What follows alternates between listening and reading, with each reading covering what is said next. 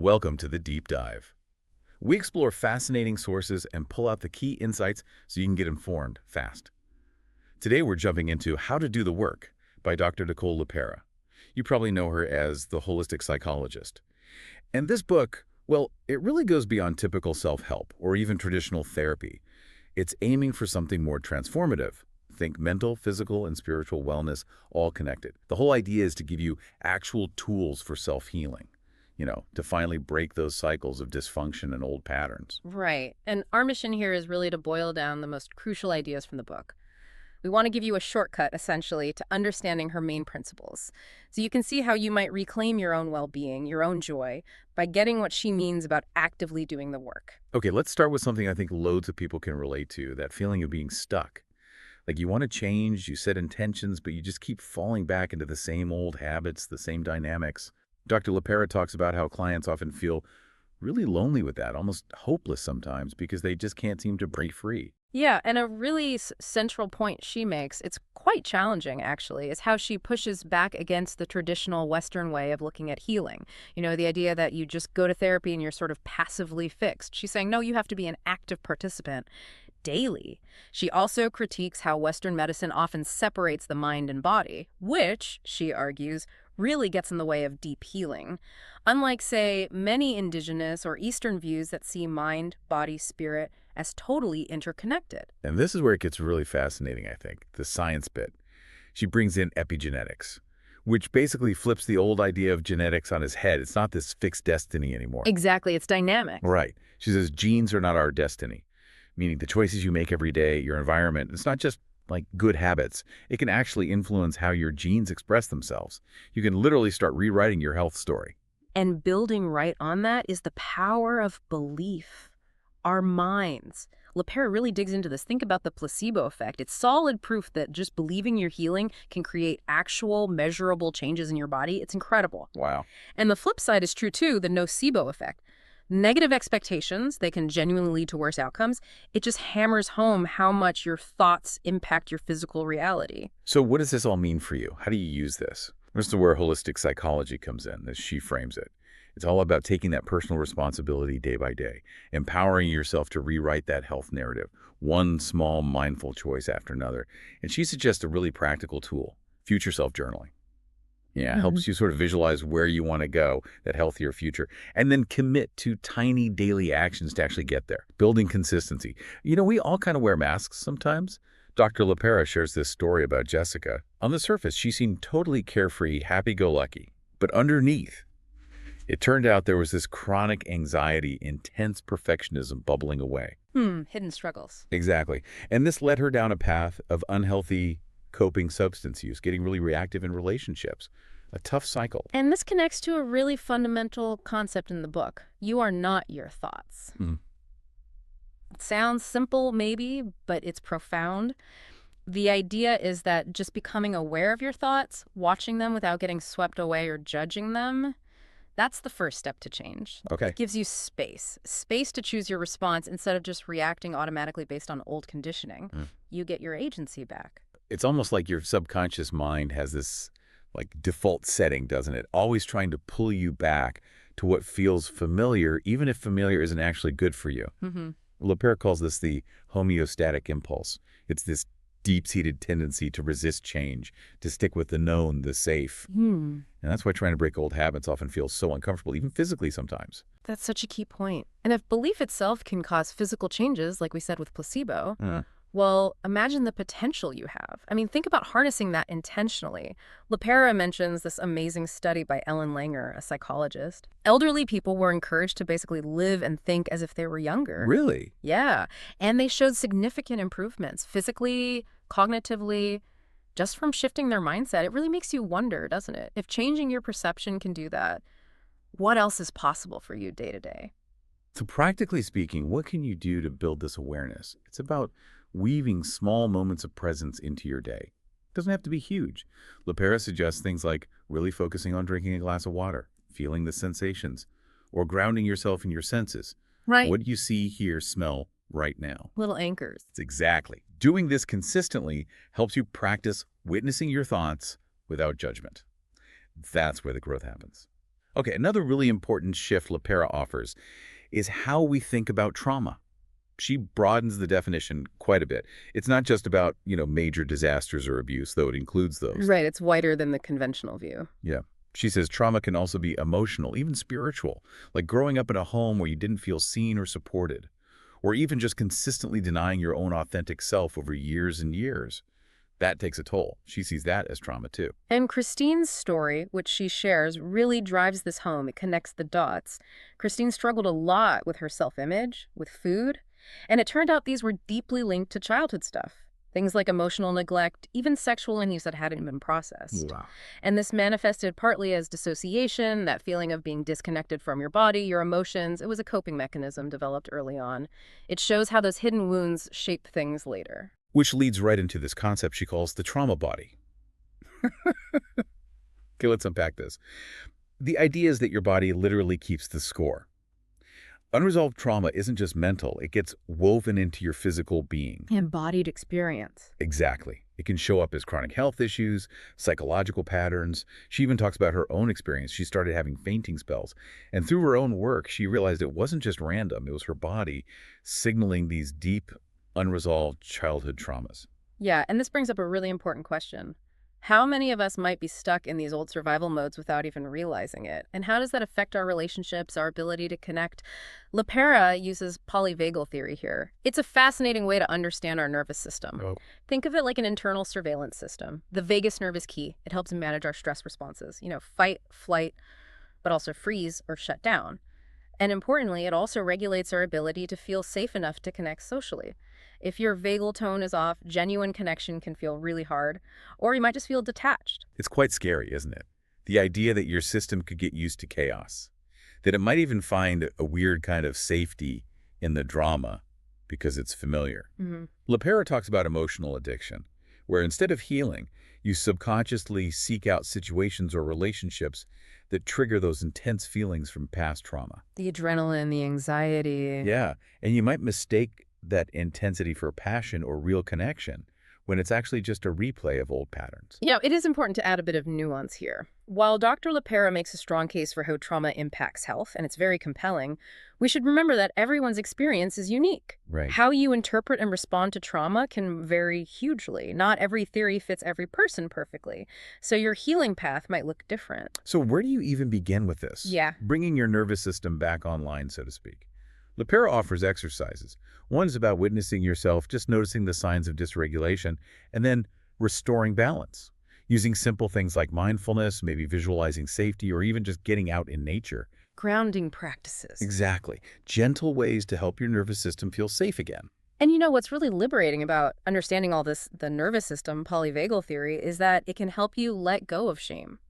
Realizing that maybe those habits or reactions you dislike, they weren't because you're flawed or damaged. They were survival strategies your system learned. That's powerful. It really is. And that awareness is the key. It allows you to start learning new, healthier ways to cope from a place of understanding, not self-blame. Yeah, and building on that, she talks about how simple, conscious choices can shift your physiology. It's amazing. She calls it top-down, bottom-up healing. It starts with that self-witnessing, tuning into what your body actually needs. And she gives great examples. Like, did you know singing can actually stimulate your vagus nerve? Oh, interesting. Yeah, it can help calm your nervous system. Simple things making a real difference. And if we connect this to the bigger picture again, think about your gut. LePera really emphasizes the gut-brain axis. It's a huge connection. Right, I've heard about that. Yeah, your gut health is directly tied to your mood, your emotional regulation. Trauma often messes with digestion, so she stresses things like whole foods, probiotics, maybe even trying intermittent fasting to help restore that gut balance. It's fundamental. So for you listening, these basics are really the foundation. Sleep, for instance. LePera talks about how vital it is for recovery. Simple things. Having a routine, maybe cutting back on stimulants. And breath work. That's another big one. Direct line to the nervous system. Exactly. Consciously changing your breath pattern is one of the fastest ways to calm yourself down, reduce stress. It might even help you live longer, she suggests. And we can't forget movement and play. Which raises a good question. Are you actually making time for joy, for just spontaneous fun in your life? It's not frivolous. Hmm. LePera points out that movement, especially something like yoga, is great for the vagus nerve, releases good neurochemicals, and play. Play isn't just for kids. It builds resilience, helps regulate emotions, often through connection with others. It's vital. And doing all these things, the sleep, the food, the breath, the movement, the play, it builds this foundation. It helps you get better at managing those emotional flare-ups when they happen in the moment. Control emotional activation in real time, as she puts it. Okay, let's shift gears a bit and talk about beliefs. Those deep down stories we tell ourselves about who we are. Core beliefs. Exactly. LePera explains these are perceptions, usually formed way back in childhood, often as a way to protect ourselves. Like, maybe you decided you were shy back then, and even though you're not really anymore, that label sticks. It started before you could even really process it, but it's still running the show sometimes. What's fascinating and a bit unsettling is how our brains work to keep these beliefs alive. LePera talks about confirmation bias, fueled by something called the reticular activating system, the RAS. The RA. Yeah, think of it like a filter in your brain. It actively looks for evidence that confirms what you already believe about yourself and the world, and it tends to ignore or dismiss stuff that contradicts those beliefs. So your reality gets filtered to match your inner narrative, whether that narrative is actually true or helpful or not. Wow. Okay, and then there's the inner child. This is a big concept for her. It's not just a cute idea. It's the notion that there's a younger part of you, often carrying unmet needs or wounds from childhood, still influencing your adult life. Still present. Very present. She shares Anthony's story. He experienced abuse and neglect, carried a lot of shame, and it led to compulsive behaviors as an adult. A key part of his healing was learning to connect with and essentially care for that wounded inner child. And this connects directly to attachment theory, if we bring that in. Based on Bowlby and Ainsworth's work, LePera explains how those very first bonds with caregivers literally create a blueprint. A blueprint for relationships. Exactly. For how you relate to others throughout your life. It shapes whether you tend towards secure attachment or maybe more anxious, avoidant, or even disorganized patterns in your relationships. It impacts everything. And you might even recognize specific patterns. She mentions these 7 inner child archetypes, like the caretaker, who always puts others first, or the overachiever, or the yes person who can't say no. Right, patterns born from unmet needs. Yeah. She explains how these archetypes develop based on what needs weren't met when you were young and how they drive your behavior now. So you might see yourself in one or more of those. Which leads to a really crucial question, maybe a challenging one. Hmm. Are you willing to actually sit with those old, raw feelings from your past, to validate them? Because that's the core of inner child work, as LePera describes it. It starts with just acknowledging that part of you exists, acknowledging its wounds, then accepting it, learning to tell the difference between your adult self and your inner child's reactions, and then actually talking to that inner child internally. And she's clear. The work is never done. It's an ongoing relationship with yourself. And she gives you ways to start. Practical things, like writing an inner child letter, pouring out those feelings, or using guided meditation. She has some on her website, apparently. Tangible steps. Okay, so we've talked about the inner child. Now let's talk about the ego, that part of you that's always telling stories, right? Yeah. Especially when it feels defensive. The protector. Exactly. LePera defines the ego as the protector of your inner child, your sense of self. It's a master storyteller, crafting your identity based on those early experiences and beliefs. She uses this funny, relatable example, getting ridiculously angry over dirty dishes. Yes. It illustrates how an underlying belief, maybe from childhood, about not being cared for, can trigger a totally disproportionate reaction now. That's the ego jumping in. Yeah, and what's really insightful is how the ego tries to protect itself. 2 key ways she highlights are ego activation and ego projection. Activation is that disproportionate reaction getting triggered way out of proportion to the actual event. And projection, that's when you feel something uncomfortable inside, like unworthiness. But instead of facing it, you unconsciously push it outwards. You see flaws in others, judge them. It's often your own stuff being reflected back. Ah, right. The goal with ego work isn't to destroy the ego, but to cultivate empowerment consciousness, understanding it, accepting it, so you can respond more healthily. So for you, the takeaway isn't to fight your ego, but maybe to befriend it. Exactly. Become aware of it. LePera suggests practical things. Let your ego introduce itself, maybe notice those I am statements that pop up again and again. She even suggests giving your ego a name.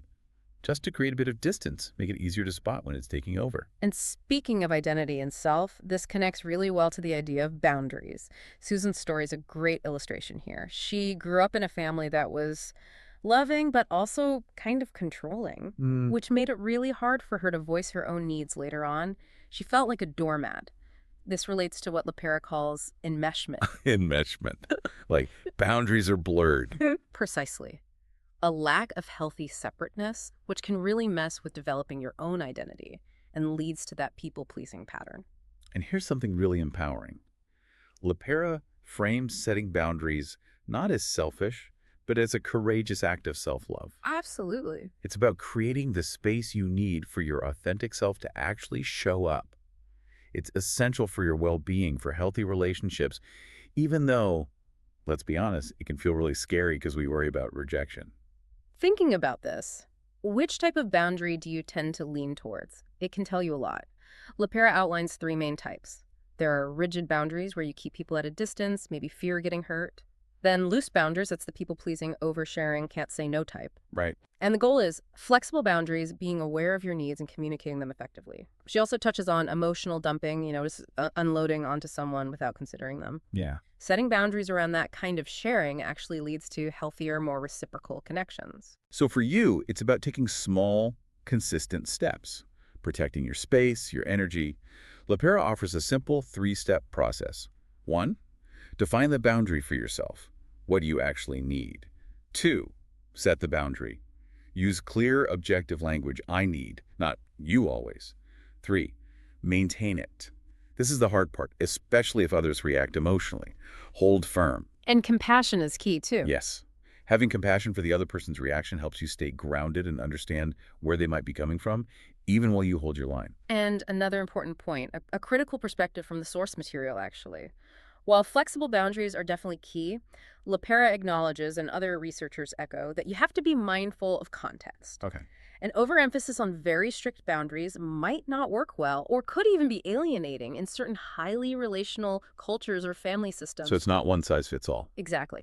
Boundaries are crucial, but how you implement them needs to be tailored to your specific relationships and maybe even your cultural background. Sometimes those big life shifts, those awakenings, they're like a lightning bolt. LePera brings in Dr. Steve Taylor's work here. He describes awakenings often as slow burns. See the gradual dawning. Yeah. A buildup of insights, often linked to facing inner struggles, maybe feeling a deeper spiritual connection. It's about realizing there's more to you than just your physical self. And this leads beautifully into the concept of reparenting, which sounds maybe a bit strange at first. A little, yeah. But it's actually this incredibly radical act of self-love. It's about consciously becoming your own wise, loving parent. Learning to finally give yourself all the things, emotional support, physical care, spiritual nourishment that maybe you didn't get enough of as a child. It takes self-awareness, learning to quiet that inner critic, tons of self-compassion, and building genuine self-respect through daily actions. So for you, this offers a really solid framework for self-nurturing. LePera breaks it down into 4 pillars of reparenting. First, emotional regulation, learning to handle your feelings, maybe using deep breathing, just witnessing them without judgment. Second, loving discipline.